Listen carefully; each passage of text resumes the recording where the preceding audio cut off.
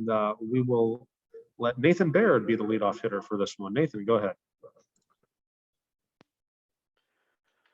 Chris, obviously you came back and surprised some people in doing so. As you've approached this spring, what have you kind of prioritized as being important for you taking the next step, or I guess capitalizing on why you came back? I feel like I needed to work on some things. So I came back, try to get in the weight room more, get a lot stronger, turn into a complete receiver, and try to be NFL ready week one when I get to the NFL. All right, let's go next to Dan Hope from 11 Warriors. Hey, Chris. A couple weeks ago, you were out there catching passes for Justin Fields at the pro day, and that could have been your pro day, and you're back here for another year. So just curious, kind of what that was like for you. It was fun. Not seeing Justin for so long, him going to California training and stuff. But to finally get out there and run routes in front of scouts and just run routes with all my teammates and especially catch balls from Justin. It was fun being out there and trying to make him look good. So. All righty, next up, let's go to Bill Rabinowitz from the Dispatch. Hi, Chris. You coming back could be viewed as kind of your faith in whoever the quarterback would be, being a good enough quarterback. I mean, you've caught balls from Dwayne and Justin. Give me your level of faith and the quarterbacks that are now competing for that job, and what kind of distinguishes them from each other. They're all good in their own way. Kyle's really good. Jack is really good. And CJ is really good. But I believe Coach Jay is gonna make the best decision.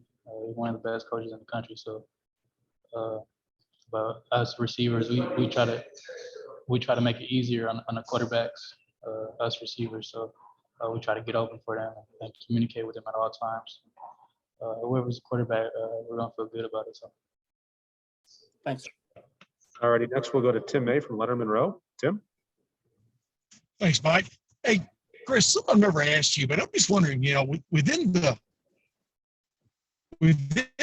realm of running a route and having to pick up one landmark and make sure you make your cut, et cetera, and be in one place at the exact right time, how much freedom do you have to get open, so to speak?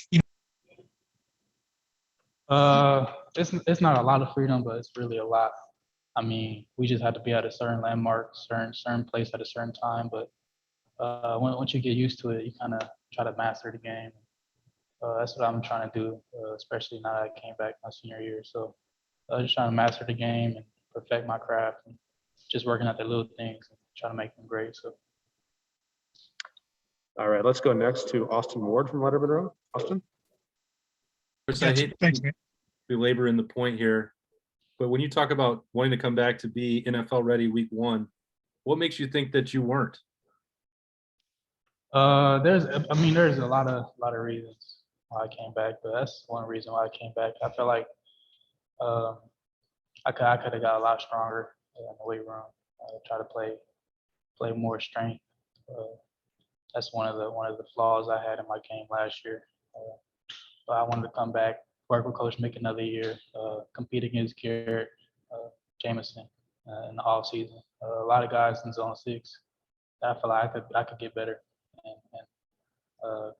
be better myself, but as more as a person. And Coach Harline, one of the best coaches in the country. So just another year in the system, and I feel like I'll be good. All righty, next up, let's go to Tony Gurdeman, Buckeye Scoop. Chris, we hear you, the old guy in the room now, teaching everybody what to do and what not to do. Who was that for you, and what did you learn from them? I feel like when people refer to me as an old guy, I feel like I'm not that old, really. I feel like I'm still 20 years old. I don't turn 21 till late June, so. But to be referred as that is huge. My freshman year I came in, it was guys like Paris Campbell, Johnny Dixon, Terry McLaurin, CJ Saunders, KJ Hill.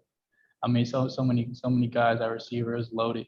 I mean, they weren't getting the touches they wanted, but it was all a brother at the end of the day.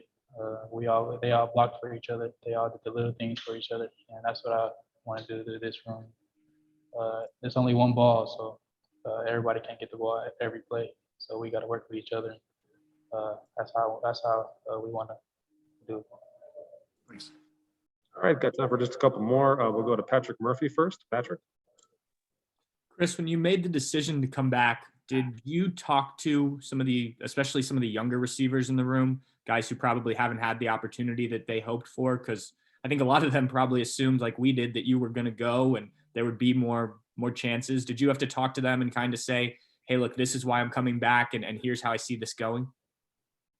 I mean, I called them, most of them on the phone before I made the decision.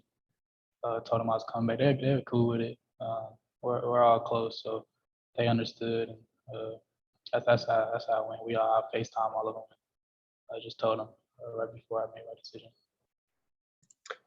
All righty, next up, Joey Kaufman, Columbus Dispatch. Chris, beyond your physical development and wanting to get stronger and wanting to become more ready for the NFL, were there other reasons for you wanting to come back for your senior year? Of course, I wanted to.